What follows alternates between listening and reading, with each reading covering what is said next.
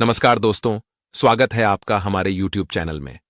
दोस्तों, आज हम आपको बताएंगे कि भगवान ब्रह्मा और सरस्वती की कहानी सुनने के पीछे लोग जानना चाहते हैं कि ब्रह्मा जी ने अपनी पुत्री से विवाह क्यों किया।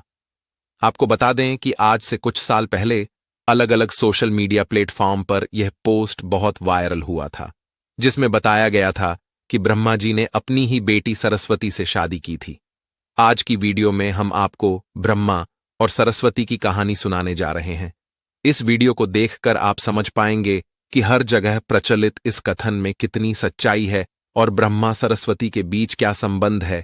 लेकिन वीडियो में आगे बढ़ने से पहले आपसे यह रिक्वेस्ट है कि आप हमारे YouTube चैनल को सब्सक्राइब अवश्य करें और बेल आइकन जरूर से दबाएं। मित्रों, अगर आप भी श्री कृष्ण के भक्त हैं तो कमेंट में जय श्री कृष्ण जरूर से लिखें। मित्रों, आपको बता दें कि ब्रह्मा और सरस्वती की कहानी उस समय शुरू होती है जब सृष्टि की रचना हो रही थी। हिंदू ग्रंथ के मुताबिक सृष्टि की रचना ब्रह्मा जी के द्वारा की गई है और इस ब्रह्मांड के पालनकर्ता के रूप में हम भगवान विष्णु को जानते हैं। ब्रह्मा साथ ही भगवान शंकर को सृष्टि के संचारक के रूप में जानते हैं। अब ब्रह्मा और सरस्वती की कहानी को समझने के लिए हमारे इस वीडियो के साथ अंत तक बने रहे।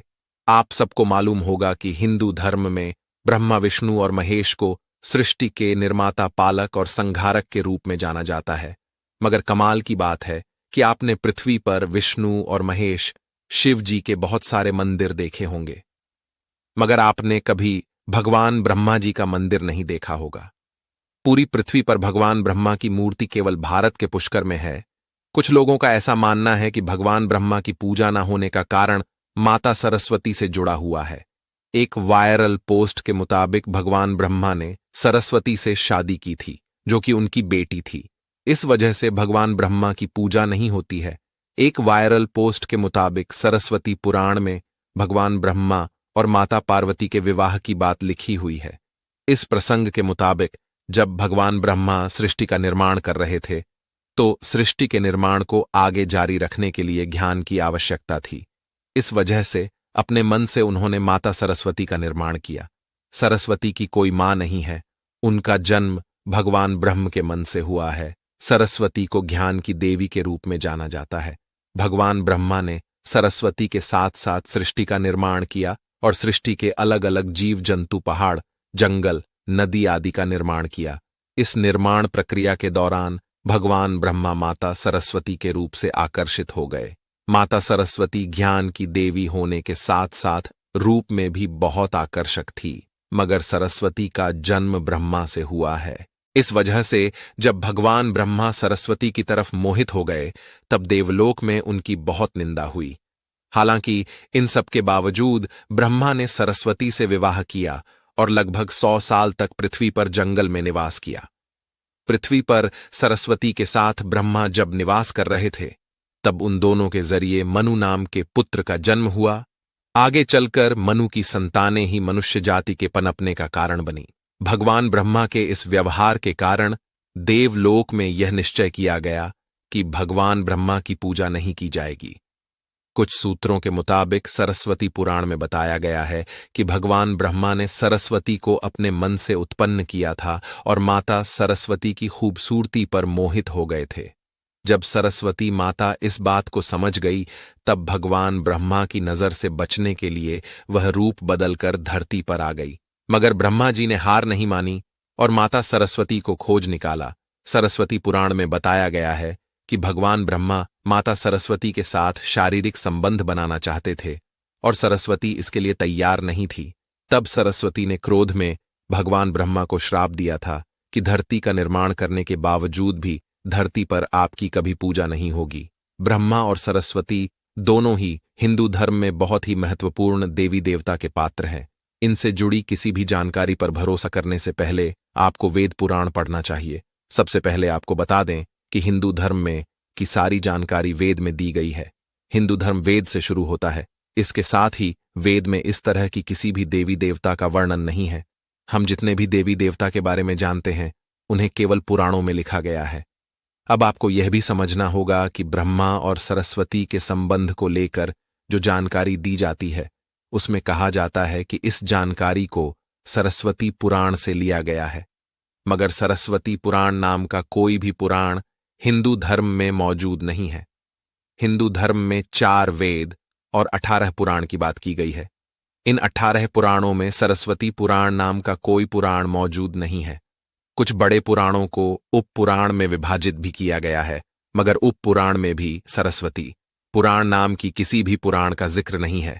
कुछ जगहों पर मत्स्य पुराण की बात की जाती है, मगर इस पुराण में भी आपको सरस्वती और ब्रह्मा के विवाह जैसी कोई जानकारी नहीं मिलेगी। ऐसे में सवाल उठता है कि ब्रह्मा और सरस्वती के बीच कौन सा संबंध है। इसके लिए आपको समझना होगा कि ब्रह्मा ने सृष्टि का निर्माण किया, अर्थात जब भगवान ब्रह्मा इस सृष्टि का निर्माण करने बैठे तब विष्णु और महेश के अलावा कुछ भी इस दुनिया में मौजूद नहीं था। ऐसे में अगर उन्हें सृष्टि को आगे चलाने के लिए किसी भी पुरुष और स्त्री की आवश्यकता होगी तो उन्हें अपने मन से उसकी रचना करनी होगी।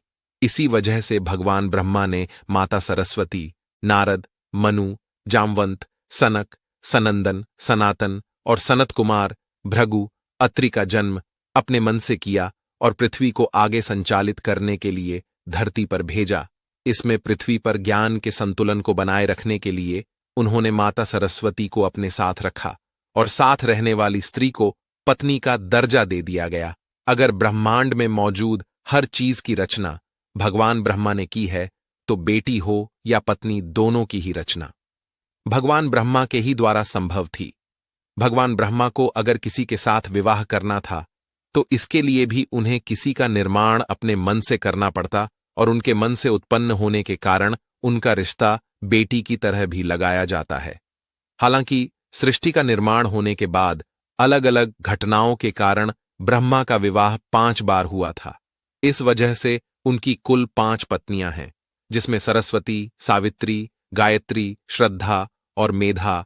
प्रचलित कथा के मुताबिक सृष्टि का निर्माण करने के बाद वज्रनास नाम के एक राक्षस ने धरती पर खूब उत्पात मचाया था।